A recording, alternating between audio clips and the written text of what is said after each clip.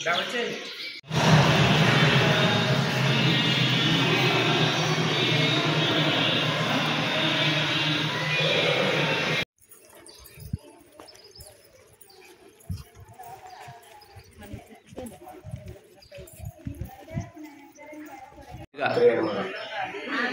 శైవ క్షేత్రంలో మొట్టమొదటిగా చేసినటువంటి దేవాలయం ఈ స్వామివారు పంచలోహాలతో తయారైనటువంటి 250 కిలోల పంచలోహ విగ్రహంతో తయారైనటువంటి విగ్రహం. అది తొడుగు కాదు, 250 కిలోల పంచలోహ విగ్రహం. ఈ శైవ క్షేత్రంలో మొట్టమొదటిగా చేసిన దేవాలయం. స్వామి గర్భాలయంలోకి వెళ్ళి స్వహస్తాలతో అభిషేకం చేసుకునేటువంటి శివస్వామి గారు.